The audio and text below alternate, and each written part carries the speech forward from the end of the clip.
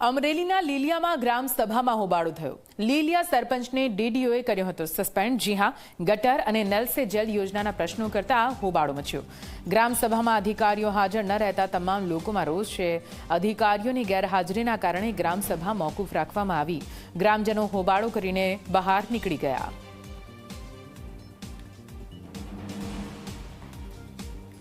ઘણા સમયથી લીલિયામાં છેલ્લા 7-8 વર્ષથી ગટરનો પ્રશ્ન છે। રાજ્ય સરકારે 12 કરોડ રૂપિયાના ખર્ચે આ ગટર મંજૂર પણ કરી છે અને એનું કામ અત્યારે પ્રગતિ હેઠળ છે, પરંતુ અનેક મોટા ભાગના સમયથી અને લાંબા સમયથી લોકોને પરેશાની છે, એને હું સ્વીકારું પણ છું ને। એના કારણે કેટલીક પરેશાનીના કારણે કેટલાક લોકોને ગટરનું કામ ઝડપથી થાય એની ઉતાવળ પણ છે, પરંતુ જે કામ જે સમય મર્યાદા છે આપણે કોન્ટ્રાક્ટરને આપી પણ છે, એના ઉપરનું પૂરું ઓબ્ઝર્વેશન પણ છે। ટીડીઓ સીધા એના ઉપર ધ્યાન પણ રાખે છે।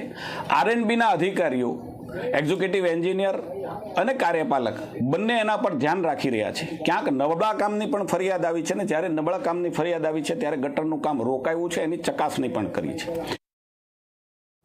ગ્રામસભાનું આયોજન લીલિયા ગ્રામ પંચાયત દ્વારા કરવામાં આવ્યું હતું, પરંતુ સમગ્ર ગ્રામજનોએ ગઈ ગ્રામસભામાં જે ગટરનો પ્રશ્ન ઉછાળ્યો હતો તે ગટરના પ્રશ્નનું આજ દિન સુધી નિરાકરણ નથી આવ્યું અને કાર્યપાલક ઇજનેર સાહેબ, નાયબ કાર્યપાલક ઇજનેર સાહેબ, ટીડીઓ સાહેબ તથા સરકારી કચેરીઓના અધિકારીઓ આજે ગ્રામસભામાં હાજર નહોતા।